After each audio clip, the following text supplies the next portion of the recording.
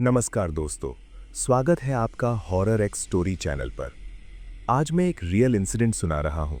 ये कहानी अभिषेक पाटिल की है, जो उस वक्त इंजीनियरिंग का छात्र था। ये घटना हमें खुद अभिषेक ने भेजी है। उसने कहा था कि कुछ रातें इंसान कभी भूल नहीं पाता और एक छोटा सा गलत फैसला पूरी जिंदगी के लिए दिमाग में अटक जाता है। 2019 की बात है। पुणे के बाहरी इलाके में एक प्राइवेट कॉलेज के पास बना एक पुराना सा बॉयज हॉस्टल था और उसी हॉस्टल के सेकंड फ्लोर पर कमरा नंबर 217 में अभिषेक रह रहा था। वो पहली बार घर से दूर पढ़ाई कर रहा था और उस कमरे में उसके साथ सिर्फ एक ही रूममेट था, राहुल। दोनों की उम्र करीब 20-21 साल रही होगी और दिन भर की क्लासेस के बाद रातें अक्सर मोबाइल, हल्की बातें और कभी-कभी देर तक पढ़ाई में निकल जाती थीं। उस रात भी कुछ अलग नहीं था। बाहर हल्की ठंड थी, खिड़की से आती हवा में पुराने सीमेंट और गीली मिट्टी की मिली-जुली गंध थी। हॉस्टल की लाइटें हमेशा की तरह पीली पड़ चुकी थीं और कॉरिडोर में चलने वाले पंखे की आवाज़ दूर से लगातार आ रही थी। राहुल पहले ही सो गया था, पीठ करके दीवार की तरफ, और अभिषेक अपने बेड पर लेटा मोबाइल स्क्रॉल कर रहा था। गले में हल्की सूखापन महसूस हो रही थी, इसलिए उसने पानी की बोतल उठाई, 2 घूंट लिए और फोन साइड में रख दिया। करीब 3 बजे के आसपास उसकी नींद अचानक खुली। ऐसा नहीं था कि कोई तेज आवाज आई हो, बस एक अजीब सा एहसास था, जैसे कमरे की हवा भारी हो गई हो। उसकी आंखें खुलीं तो सबसे पहले उसने सामने की दीवार देखी, जहां ट्यूबलाइट बंद होने के बावजूद हल्की सी चमक बची रहती थी। उसे लगा जैसे कमरे में तापमान गिर गया हो। उसने कंबल थोड़ा ऊपर खींचा, लेकिन ठंड अंदर तक महसूस हो रही थी। उसी वक्त उसे लगा कि दरवाजे के पास कुछ हलचल हुई है। कमरा पूरी तरह अंधेरे में था। सिर्फ खिड़की से आती स्ट्रीट लाइट की हल्की रोशनी फर्श पर एक टेढ़ी सी लाइन बना रही थी। अभिषेक ने करवट बदली और दरवाजे की तरफ देखा। दरवाजा बंद था, लेकिन उसके नीचे से जो रोशनी आमतौर पर बाहर के कॉरिडोर से आती थी, वो उस वक्त गायब थी। उसे थोड़ा अजीब लगा, क्योंकि हॉस्टल का कॉरिडोर पूरी रात जलता रहता था। उसने धीरे से राहुल को आवाज दी, राहुल। कोई जवाब नहीं आया। राहुल की सांसें भारी थीं, वो गहरी नींद में था। अभिषेक वापस लेट गया, लेकिन दिल की धड़कन सामान्य नहीं हो रही थी। उसके कान जैसे किसी और आवाज का इंतजार कर रहे हों। तभी उसे साफ साफ लगा कि कमरे के अंदर किसी के कदमों की बहुत हल्की सी आहट है, नंगे पांव चलने जैसी, धीमी और रुक रुक कर। उसका गला सूख गया। उसने कंबल के अंदर हाथ दबा लिए और आंखें बंद करने की कोशिश की, लेकिन शरीर सुन नहीं रहा था। सांसें अपने आप तेज हो रही थीं और छाती में हल्का सा दबाव महसूस होने लगा था। कुछ सेकंड बाद उसे लगा जैसे कोई उसके बेड के पास आकर खड़ा हो गया हो। कोई साया दीवार पर नहीं दिख रहा था, लेकिन हवा में बदलाव साफ महसूस हो रहा था। वो जगह जहां उसका सिर था, वहां ठंड और ज्यादा बढ़ गई थी। उसके माथे पर हल्की पसीने की बूंदें आ गईं, जबकि बाकी शरीर ठंड से सिमटा हुआ था। उसने आंखें खोलने की हिम्मत नहीं की, लेकिन कान पूरी तरह चौकन्ने थे। तभी बेड के लोहे के फ्रेम में बहुत हल्की सी चरमराहट हुई। ये वही आवाज थी जो तब आती थी जब कोई पास आकर वजन डालता था। अभिषेक की उंगलियां अपने आप मुड़ गईं। उसने दांत भींच लिए और बहुत धीमी आवाज में फिर से राहुल का नाम लिया। इस बार भी कोई जवाब नहीं। उसी पल उसे अपने पैर के पास हल्का सा दबाव महसूस हुआ, जैसे किसी ने गद्दे को उंगली से दबाया हो। उसका पूरा शरीर अकड़ गया। सांस लेना मुश्किल लगने लगा और दिल इतनी तेज धड़क रहा था कि उसे डर था कहीं राहुल भी सुन ना ले। उसने हिम्मत करके आंखें खोली। कमरे में वही अंधेरा था, लेकिन उसके पैरों के पास गद्दा थोड़ा धंसा हुआ दिखाई दे रहा था। कोई साफ आकृति नहीं थी, कोई चेहरा नहीं, सिर्फ वजन का एहसास।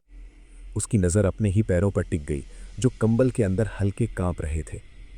उस वक्त उसने मोबाइल उठाने की कोशिश की, लेकिन हाथों में इतनी कमजोरी थी कि फोन फिसलते फिसलते बचा।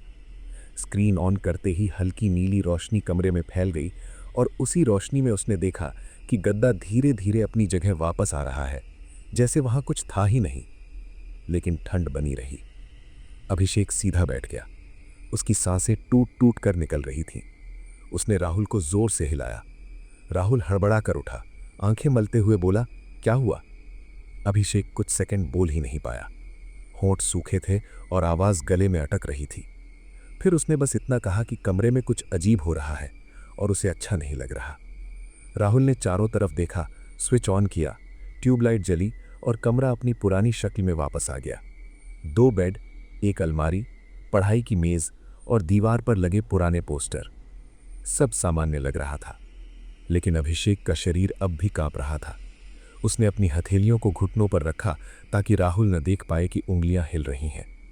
राहुल ने कहा कि शायद बुरा सपना रहा होगा, लेकिन अभिषेक जानता था कि वो पूरी तरह जाग रहा था। उस रात दोनों ने लाइट बंद नहीं की। अभिषेक चुपचाप बैठा रहा, खिड़की से बाहर देखता रहा और हर कुछ मिनट में अपने पैरों को महसूस करता रहा कि कहीं फिर से वही दबाव न लौट आए। उसके दिमाग में एक ही सवाल घूम रहा था, अगर वो सिर्फ सपना था तो गद्दा क्यों धंसा था, और अगर सपना नहीं था तो कमरे 217 में उस वक्त क्या मौजूद था। लाइट जलने के बाद भी कमरे की हवा वैसी ही भारी बनी रही थी। राहुल फिर से लेट गया, लेकिन उसकी आंखें भी अब पूरी तरह बंद नहीं हो रही थीं। अभिषेक अपने बेड पर सीधा बैठा रहा, दीवार से टेक लगाए और बार बार गहरी सांस लेने की कोशिश करता रहा। उसके सीने में अभी भी वही दबाव था, जैसे किसी ने अंदर से पकड़ रखा हो, और गले की सूखापन पानी पीने के बाद भी कम नहीं हो रही थी। कुछ देर बाद राहुल ने धीमी आवाज में पूछा, पक्का कुछ था क्या? अभिषेक ने सिर हिलाया। उसने विस्तार से कुछ नहीं कहा, बस इतना बताया कि किसी के खड़े होने का एहसास हुआ था और गद्दा दबा था। राहुल ने कमरे के चारों कोनों में नजर दौड़ाई, फिर अलमारी का दरवाजा खोला, बाथरूम की लाइट जलाई और वापस आकर बोला कि सब ठीक है। लेकिन उसके बोलने के तरीके में भी अब पहले जैसी लापरवाही नहीं थी। दोनों को पता था कि यह सिर्फ डर की बात नहीं थी, शरीर ने कुछ महसूस किया था। करीब आधे घंटे तक कोई कुछ नहीं बोला। बाहर कॉरिडोर में कहीं दूर से किसी दरवाजे के बंद होने की आवाज आई, फिर पंखे की वही पुरानी घरघराहट। अभिषेक आखिरकार लेट गया, लेकिन इस बार उसने कंबल चेहरे तक खींच लिया और मोबाइल हाथ में ही रखा। उसकी आंखें बंद थीं, मगर नींद कहीं दूर थी। हर सांस के साथ वो अपने पैरों और गद्दे को महसूस कर रहा था, जैसे वहां दोबारा कोई हलचल न हो जाए। उसी दौरान कमरे की ट्यूबलाइट अचानक एक बार हल्की सी झपकी और फिर स्थिर हो गई। ये छोटी सी बात थी, लेकिन उस सन्नाटे में दोनों का ध्यान वहीं चला गया। राहुल करवट बदलकर दीवार की तरफ हो गया और अभिषेक की आंखें अपने आप छत की तरफ खुल गईं। छत पर पुराने पंखे की परछाई घूम रही थी और उस घूमती हुई परछाई के बीच उसे लगा जैसे कोई दूसरा साया भी हल्का सा खिसका हो। उसने पलकें झपकाईं। साया गायब था, लेकिन उसके दिल की धड़कन फिर तेज हो गई। अभिषेक ने खुद को समझाने की कोशिश की कि थकान है, आंखों का धोखा है, लेकिन शरीर मान नहीं रहा था। उसकी हथेलियां फिर से ठंडी होने लगी थीं। करीब 4 बजे के आसपास जब बाहर हल्की नीली सुबह की रेखा दिखने लगी, तब जाकर उसे थोड़ी झपकी आई। नींद उथली थी, बार बार टूट रही थी और हर बार आंख खुलते ही पहला ख्याल वही आता, गद्दा, ठंड और वो अदृश्य दबाव। सुबह राहुल पहले उठा। उसने खिड़की खोली, ताज़ी हवा अंदर आई और कमरे की बंद सी महक थोड़ी हल्की हुई। अभिषेक तब भी बेड पर बैठा हुआ था। आंखों के नीचे हल्के काले घेरे साफ दिख रहे थे। राहुल ने पूछा कि अब कैसा लग रहा है, तो अभिषेक ने बस कंधे उचका दिए। अंदर कहीं डर अभी भी जमा हुआ था। क्लास के लिए निकलते वक्त दोनों चुप थे। सीढ़ियों से उतरते हुए अभिषेक ने ध्यान दिया कि सेकंड फ्लोर का वो हिस्सा जहां उनका कमरा था, बाकी हॉस्टल से हमेशा थोड़ा ज्यादा ठंडा रहता था। उसे पहले कभी फर्क नहीं पड़ा था, लेकिन अब हर छोटा फर्क भारी लग रहा था। बाहर धूप थी, स्टूडेंट्स आ जा रहे थे और सब कुछ सामान्य दिख रहा था, मगर उसके सिर के अंदर रात का सन्नाटा अब भी गूंज रहा था। दिन भर वो पढ़ाई पर ध्यान नहीं लगा पाया। नोट्स खुले थे, लेकिन नजर बार बार एक ही लाइन पर अटक जाती थी। शरीर में अजीब सी थकान थी, जैसे पूरी रात जागा हो, जबकि उसने थोड़ी बहुत नींद ली थी। दोपहर में राहुल ने कैंटीन में बैठकर फिर वही बात छेड़ी। उसने कहा कि शायद कमरे में चूहा होगा या किसी वजह से गद्दा हिला होगा। अभिषेक ने सुना, लेकिन अंदर से उसे पता था कि वो एहसास किसी छोटे जानवर का नहीं था। शाम को वापस हॉस्टल आए तो कमरा वैसा ही था, वही बेड, वही अलमारी, वही दीवार पर लगे पुराने नोट्स। लेकिन दरवाज़ा खोलते ही अभिषेक को वही ठंडी हवा का झोंका फिर महसूस हुआ। उसने बैग नीचे रखा और बिना कुछ कहे खिड़की खोल दी। राहुल ने मजाक में कहा कि अब भूत भगाने के लिए धूप अगरबत्ती लानी पड़ेगी, लेकिन उसकी हंसी भी अधूरी सी थी। रात होते होते दोनों ने तय किया कि लाइट ऑन रखेंगे। अभिषेक ने अपने बेड के पास पानी की बोतल, मोबाइल और चार्जर सब सजा कर रख दिया, जैसे किसी अनकहे खतरे के लिए तैयारी कर रहा हो। पढ़ाई का बहाना बनाकर वो देर तक जागता रहा, लेकिन असल में कान दरवाजे और फर्श की तरफ लगे थे। करीब 1:30 बजे जब राहुल की सांसें फिर गहरी होने लगी, कमरे में वही भारीपन लौट आया। इस बार कोई कदमों की आवाज नहीं थी, बस ऐसा लगा जैसे हवा रुक गई हो। पंखा चल रहा था, लेकिन उसकी ठंडक शरीर तक नहीं पहुंच रही थी। अभिषेक की पीठ अपने आप सीधी हो गई। उसने मोबाइल उठाया, स्क्रीन की रोशनी फैली और उसी रोशनी में उसने देखा कि अलमारी के पास की परछाई सामान्य से लंबी लग रही थी। उसने तुरंत नजर हटाई। दिल तेजी से धड़क रहा था और कानों में हल्की सी सनसनाहट शुरू हो गई थी। अभिषेक ने खुद को समझाने की कोशिश की कि थकान है, आंखों का धोखा है, लेकिन शरीर मान नहीं रहा था। उसकी हथेलियां फिर से ठंडी होने लगी थी। तभी कमरे के कोने से बहुत धीमी सी आवाज आई, जैसे कोई सांस छोड़ रहा हो। अभिषेक का पेट सिकुड़ गया। वो आवाज न राहुल की थी, न उसकी अपनी। उसने गला साफ करने की कोशिश की, लेकिन आवाज बाहर नहीं आई, बस होंठ हिले।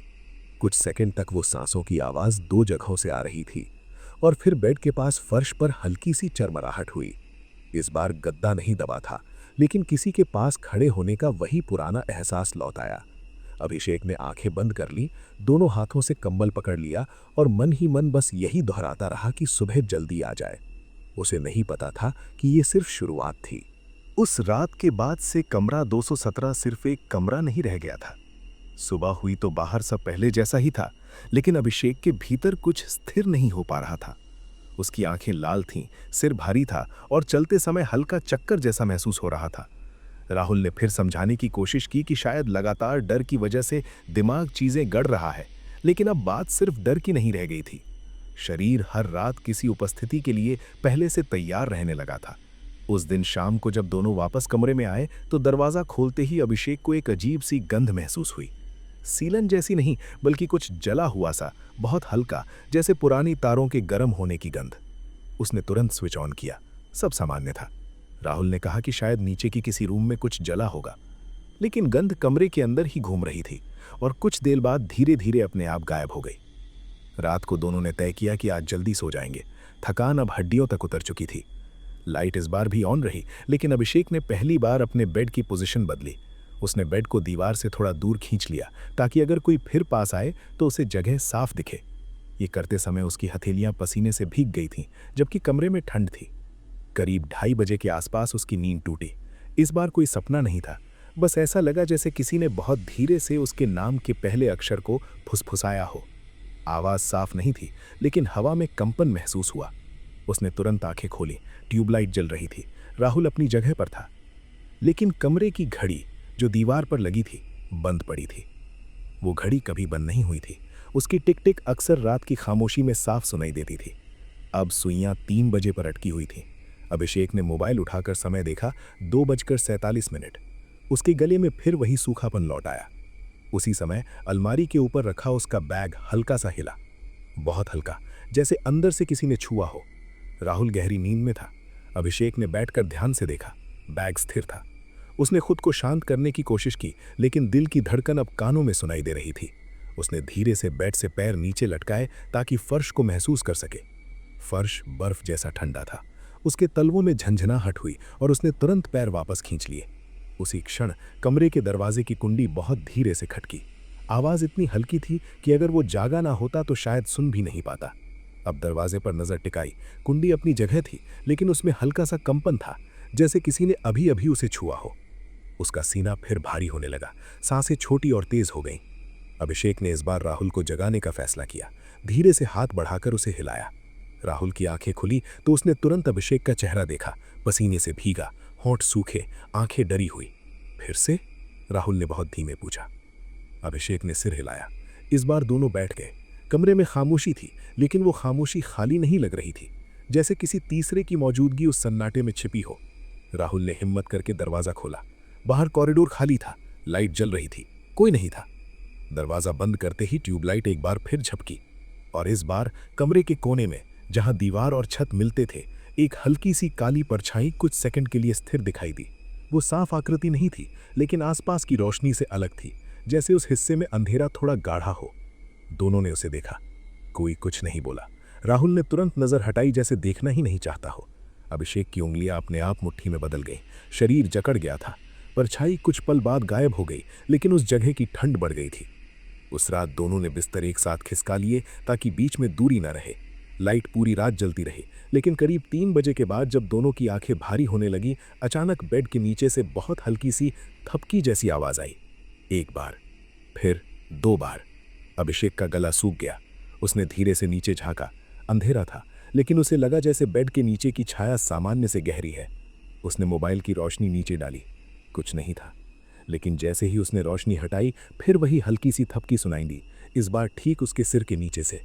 उसका शरीर पूरी तरह सख्त हो गया। राहुल ने उसका हाथ पकड़ लिया। दोनों चुप थे। कमरे की हवा फिर से भारी थी और सांस लेना मुश्किल। उस पल उन्हें पहली बार लगा कि जो कुछ भी है, वो सिर्फ दिखने के लिए नहीं है, वो पास आ रहा है। और हर रात 3 बजे के आसपास उसकी मौजूदगी थोड़ी और साफ हो रही है। उसके बाद की रातें एक जैसी नहीं रहीं, लेकिन हर रात में वही 3 बजे वाला खालीपन वापस आता रहा। अभिषेक अब समय देखने से डरने लगा था, क्योंकि जैसे ही घड़ी ढाई पार करती, उसके शरीर में अपने आप तनाव भरने लगता।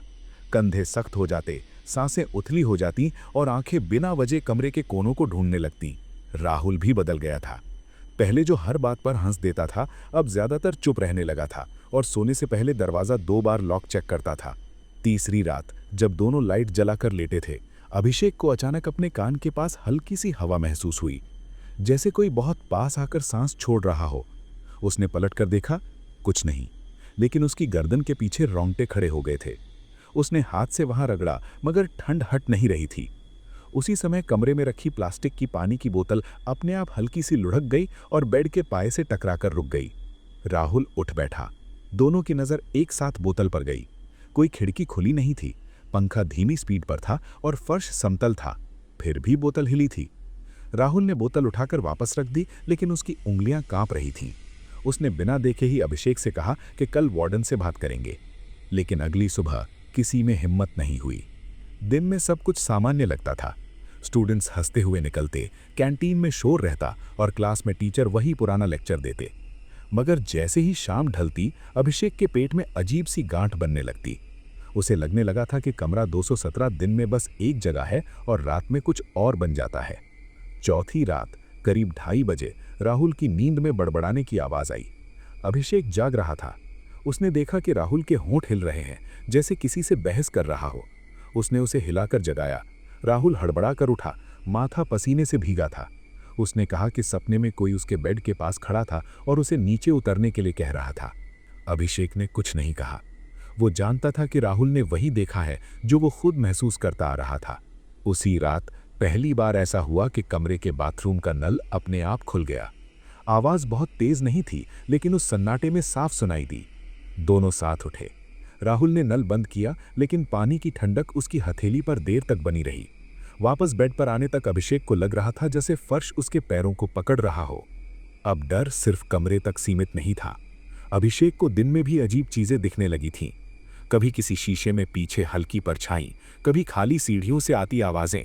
लेकिन सबसे परेशान करने वाली बात यह थी कि उसके शरीर में लगातार कमजोरी रहने लगी थी। खाना खाने का मन नहीं करता, सिर भारी रहता और आंखों के नीचे गहरे घेरे साफ दिखने लगे थे। 5वीं रात करीब 3 बजे कमरे की ट्यूबलाइट अचानक बुझ गई। पूरा कमरा अंधेरे में डूब गया। मोबाइल की रोशनी भी कुछ सेकंड के लिए काम नहीं कर रही थी। उस अंधेरे में अभिषेक को अपने कान के पास किसी की सांसें साफ सुनाई दी, बहुत पास, इतनी पास कि उसकी त्वचा पर गर्म हवा का झोंका महसूस हुआ। उसका शरीर सुन्न पड़ गया। राहुल ने उसका हाथ पकड़ लिया, लेकिन उसका हाथ भी बर्फ जैसा ठंडा था। तभी फर्श पर किसी के धीरे चलने की आवाज आई। एक कदम, फिर दूसरा। आवाज बेड के चारों तरफ घूमी, जैसे कोई कमरे का चक्कर लगा रहा हो। अभिषेक की छाती में जलन होने लगी। सांस लेना मुश्किल हो गया था। उसे लगा जैसे कोई अदृश्य वजन उसके कंधों पर रखा जा रहा है। राहुल की पकड़ और कस गई, लेकिन वो खुद कांप रहा था। फिर अचानक अलमारी का दरवाजा बहुत धीरे से खुला। कोई झटका नहीं, कोई तेज आवाज नहीं, बस लकड़ी की हल्की सी चरमराहट और अंदर का अंधेरा बाहर फैल गया। उसी पल मोबाइल की स्क्रीन वापस ऑन हुई। उसकी रोशनी में अलमारी के अंदर कपड़े हिलते हुए दिखे, जैसे किसी ने बीच से रास्ता बनाया हो। अभिषेक की आंखों से पानी निकल आया, लेकिन उसने आवाज नहीं की। उसे पहली बार लगा कि ये सिर्फ मौजूदगी नहीं है, ये कुछ मांग रहा है। और वो दोनों कमरे 217 में अकेले फंसे हुए हैं। उस रात के बाद अभिषेक को नींद नाम की चीज लगभग भूल ही गई थी। शरीर थका हुआ था, लेकिन जैसे ही आंखें बंद होती वही 3 बजे वाली घुटन लौट आती। 5वीं रात की घटना के बाद दोनों ने तय कर लिया था कि अब इस कमरे में और नहीं रहेंगे। लेकिन हॉस्टल का नियम था कि तुरंत कमरा बदलना आसान नहीं होता। वार्डन को सुबह बताया गया। उसने बस इतना कहा कि लिखित आवेदन दो और हफ्ते भर में देखेंगे। हफ्ता। अभिषेक को वो शब्द किसी सजा जैसा लगा। छठी रात उन्होंने बैग तैयार करके रख लिए थे, जैसे ज़रूरत पड़ने पर तुरंत निकल सकें। लाइट ऑन थी, खिड़की आधी खुली और दोनों अपने अपने बेड पर सीधे लेटे हुए थे। कमरे में अजीब सी खामोशी थी, ऐसी खामोशी जिसमें पंखे की आवाज़ भी दूर लगती है। अभिषेक बार बार मोबाइल पर समय देख रहा था। 2:38, 2:44, 2:51। जैसे ही स्क्रीन पर 3 दिखा, उसके पेट में तेज ऐंठन उठी। उसी पल कमरे की हवा अचानक ठंडी हो गई, इतनी ठंडी कि उसकी सांस सफ़ेद भाप जैसी महसूस होने लगी। राहुल ने करवट बदली और उसकी आंखें अपने आप खुल गईं। दोनों एक दूसरे को बिना बोले देख रहे थे, जैसे पहले से जानते हों कि अब कुछ होने वाला है। फिर कमरे के बीचों बीच फर्श पर बहुत हल्की सी खरोंच जैसी आवाज़ आई। अभिषेक उठकर बैठ गया। उसकी पीठ सीधी थी, लेकिन गर्दन भारी लग रही थी।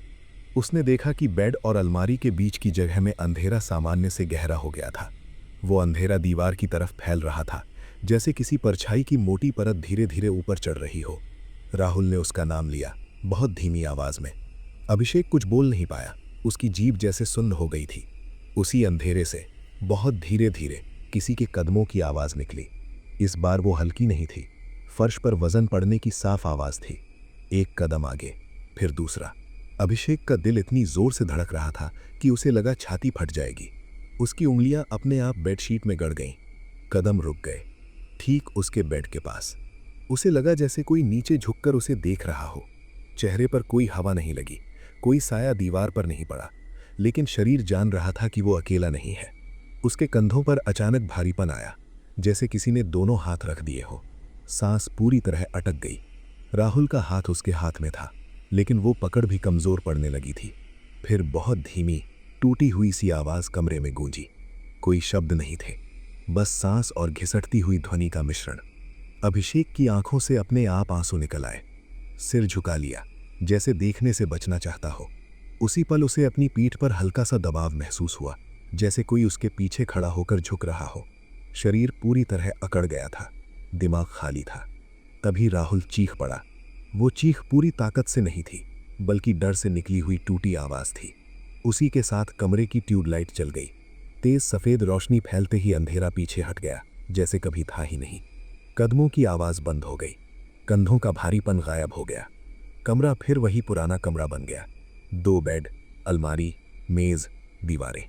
लेकिन दोनों लड़कों की हालत बदल चुकी थी। राहुल बेड से उतर गया था, दीवार से लगकर खड़ा था। उसकी सांसें तेज थीं और आंखें फर्श पर जमी हुई थीं।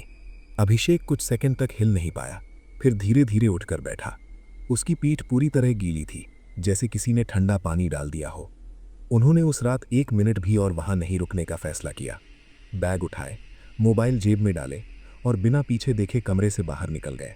कॉरिडोर खाली था, लेकिन अब वो खालीपन अलग लग रहा था, जैसे कमरे 217 से निकलते ही हवा हल्की हो गई हो। सीढ़ियों से उतरते वक्त अभिषेक के घुटने कांप रहे थे। दोनों सीधे गार्ड के पास गए और वहीं बैठ गए। सुबह तक। अगले दिन उन्होंने औपचारिक आवेदन भी नहीं दिया, बस कॉलेज से छुट्टी ली और किसी दोस्त के यहाँ शिफ्ट हो गए। कमरा 217 कभी दोबारा नहीं देखा। अभिषेक ने मुझे बताया कि उसके बाद भी कई महीनों तक रात 3 बजे उसकी आंख खुल जाती थी। कभी कभी उसे आज भी लगता है कि कोई उसके बेड के पास खड़ा है और हवा अचानक ठंडी हो जाती है। राहुल से उसका संपर्क धीरे धीरे खत्म हो गया, लेकिन आखिरी बार जब बात हुई थी, राहुल ने बस इतना कहा था, कुछ चीज़ें जगह से जुड़ी नहीं होती, वो इंसान के साथ चल पड़ती हैं। और शायद यही सबसे डरावनी बात है, क्योंकि कमरे छोड़े जा सकते हैं, लेकिन वो एहसास, वो हमेशा नहीं जाता। अगर वीडियो पसंद आई हो तो लाइक करें, चैनल को सब्सक्राइब करें और बेल आइकॉन दबाना ना भूलें, ताकि ऐसी और रियल हॉरर स्टोरीज आप तक पहुंचती रहें। मिलते हैं अगली वीडियो में। नमस्कार।